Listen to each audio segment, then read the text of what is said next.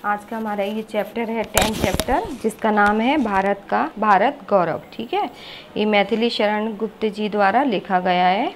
इनका जन्म 1846 में हुआ और निधन 1964 में हुआ। ठीक है, अभी आगे जो ये पाठ है वो मैं आपको समझाती हूँ। इसमें लिखा है ऊपर, भूलोक का गौरव, प्रकृति का पुण्य, लीला स्थल कहाँ, फैला मनोहर गिरी हिमालय और गंगाजल जहाँ, संपूर्ण देशों से अधिक किस देश का उत्कर्ष है, उसका की जो ऋषि भूमि है वह कौन है, भारतवर्ष है। ठीक है, इसमें जो भारत के बारे में, हमारे भारत देश के बारे में इसमें उसकी वर्णन किया गया है इस पाठ में। ठीक है ना, तो इसका क्या अर्थ है, वह स्थान कहाँ है, भूलोक का गौरव मतलब वह स्थान कहाँ है जिस पर संसार को गर्व है और जो प्रकृति की पवित्र क्रीड़ा भूमि है। कौन सी भूमि है, क्रीड़ा भूमि है। ठीक है, वह स्थान वही है जहाँ हिमालय पर्वत है।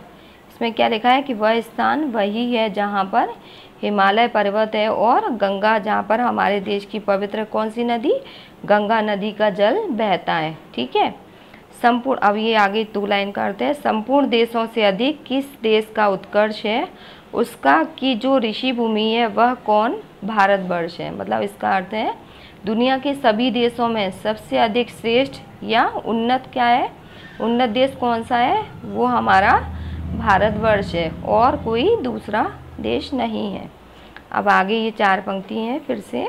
हाँ, वृद्ध भारतवर्ष ही संसार का सिर मोर है, ऐसा पुरातन देश कोई विश्व में क्या और है, भगवान की भवभूतियों का यह प्रथम भंडार है, विधि ने किया नर सृष्टि का पहले यही विस्तार है।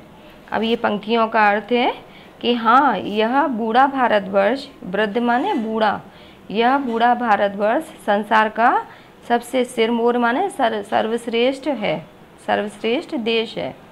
प्राचीन देशों में इसके मुकाबले का और कोई दूसरा देश नहीं है। पुरातन माने पुराना। ठीक है, तो पुराने प्राचीन देशों में इसके मुकाबले का कोई देश नहीं है। फिर आगे है, भगवान की भवभूतियों का यह प्रथम भंडार है, विधि ने किया नर सृष्टि का पहले ही विस्तार है। इन पंक्ति का अर्थ है कि भगवान ने संसार में वैभव के जो स्थान सबसे पहले बनाए, उनका प्रथम भंडार कहाँ पर है, इसी देश में हुआ, हमारे भारतवर्ष में हुआ। जब ब्रह्मा ने मानव सृष्टि का विस्तार भी यहीं पर हमारे देश में ही शुरू किया, प्रारंभ यहीं पर किया, उसका विस्तार भी हमारे भारतवर्ष में ही किया। अब आगे की पंक्ति है, यह पुण्य भूमि प्रसिद्ध है, इसके निवासी आर्य हैं, विद्या कला कौशल सबके जो प्रथम आचार्य हैं, संतान उनकी आज यद्यपि हम अधोगति में पड़े, पर चिन्ह उनकी उच्चता के आज भी कुछ हैं खड़े। यह भारतवर्ष की यह पवित्र धरती सारे संसार या सारे विश्व में प्रसिद्ध है। ठीक है, और इस देश के निवासी कौन है, आर्य हैं। उन्होंने ही सारे संसार को सबसे पहले विद्या कला और कौशलता प्रदान की। ठीक है, वो उसके आचार्य माने जाते हैं। संतान उनकी आज यद्यपि हम अधोगति में पड़े, पर चिन्ह उनकी उच्चता के आज भी कुछ हैं खड़े। मतलब यद्यपि उन आर्यों की संतानें आज भी बुरी दशा में हैं, पर फिर भी उनके महान चरित्र के कुछ निशान आज भी यहाँ पर मौजूद हैं। ठीक है, अब ये आगे पंक्तियों का अर्थ है, वे आर्य ही थे जो कभी अपने लिए जीते न थे, वे स्वार्थ रत हो मुँह की मदिरा कभी पीते न थे, संसार के उपकार हित जब जन्म लेते थे सभी, निश्चेष्ट होकर किस तरह वे बैठ सकते थे कभी। वे आर्य, मतलब इन पंक्तियों का अर्थ है कि वे आर्य ही थे जो अपने जीवन को कभी अपना नहीं समझते थे। मतलब उनका जीवन दूसरों की भलाई के लिए ही बीतता था। उन्हें कभी अपने लाभ कमाने के लिए कभी उन्हें मोह माया नहीं थी। वे संसार का उपकार करने के लिए जन्म लेते थे। ठीक है, संस्कार के उपकार हित तब जन्म लेते थे। मतलब इसका अर्थ क्या है, वे संसार का उपकार करने के लिए ही जन्म लेते थे, फिर वे निष्क्रिय होकर बैठ सकते थे। मतलब सारे संसार का उद्धार करने के बाद ही वे शांति से बैठ सकते थे। अब ये आगे ये शब्दार्थ हैं।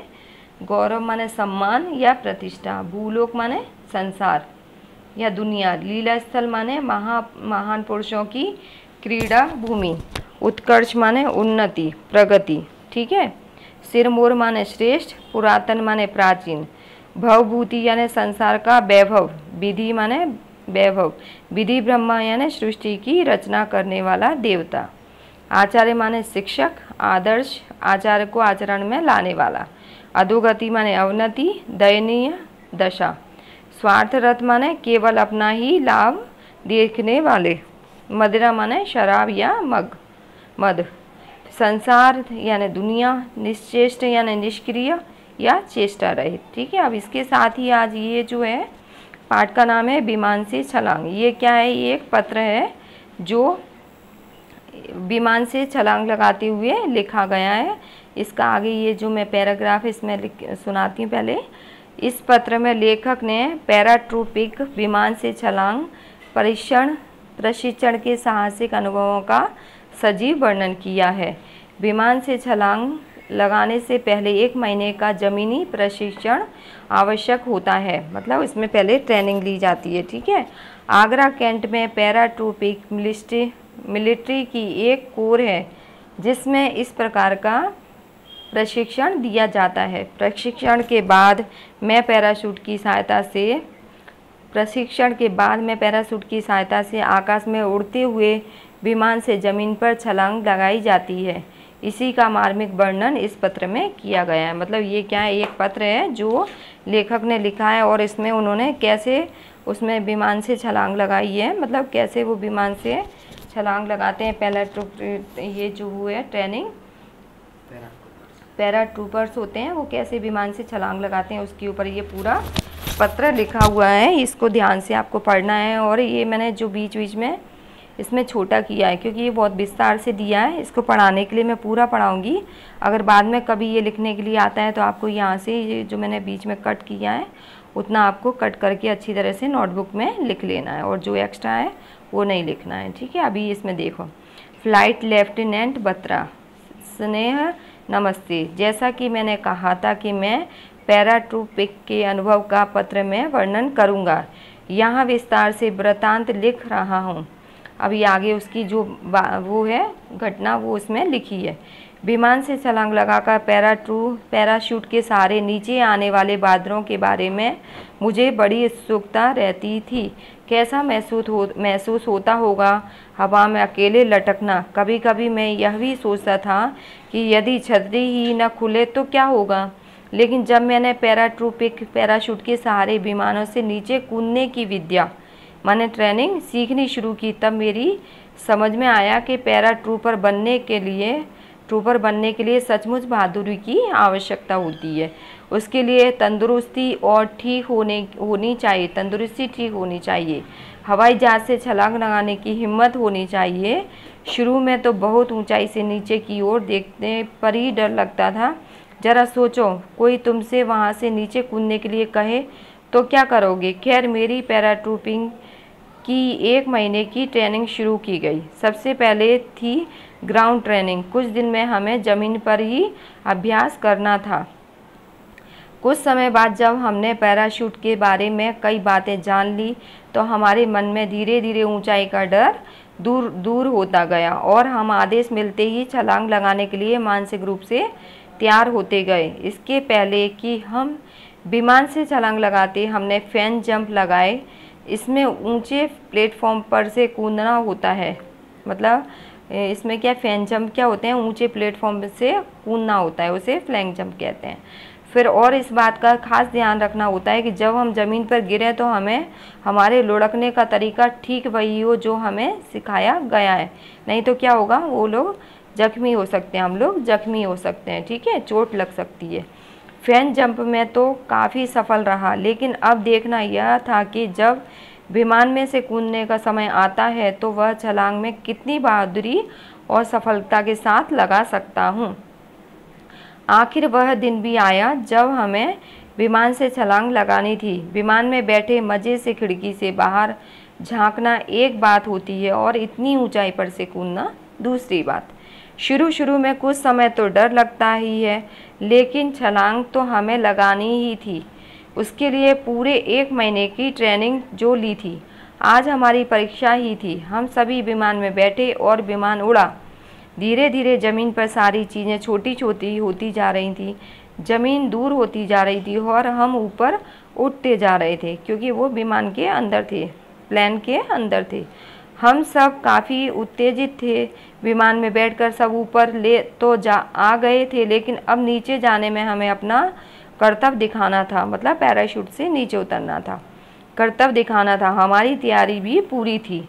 विमान निश्चय ऊंचाई पर आ चुका था, अब हमें कूदना था। मैं पूरी हिम्मत के साथ दरवाजे के पास गया। बाहर की तेज़ हवा दरवाजे पर भी महसूस हो रही थी। मैं अपने पैराशूट और हेलमेट वगैरह के साथ एकदम तैयार था। जैसे ही गो की आवाज़ आए, मुझे नीचे कूदना था। मेरे दिमाग में छलांग लगाने के सिवाय और कुछ भी नहीं था। पूरा ध्यान उसी पर केंद्रित था। पल पल बीत रहा था। मैं बेसब्री से इंतज़ार कर रहा था। गो की आवाज़ आई और मैं चला। दिल जोर से धड़क रहा था। पृथ्वी रेत के एक बड़े मॉडल की तरह दिख रही थी और मैं तेज़ी से नीचे आ रहा था, पर वह बड़ा ही अनोखा अनुभव था। कुछ ही क्षण बीते थे कि मैंने पैराशूट खोल दिया। पैराशूट ऊपर उठा और छतरी की तरह फैल गया। इसके बाद मैं मज़े से हवा में तैर सा रहा था। अपने आप पर गर्व सा महसूस हो रहा था। मैं पृथ्वी के करीब आता जा रहा था। ऊपर से छोटी दिखने वाली पृथ्वी पर की सभी चीज़ें धीरे धीरे बड़ी हो गईं। ज़मीन के केवल 8-9 मीटर ही नीचे थी। मैंने अपने पैर सीधे कर लिए। अब मैं जल्दी ही उन्हें ज़मीन पर रखने वाला था। कितना अच्छा होगा यह क्षण, वह क्षण।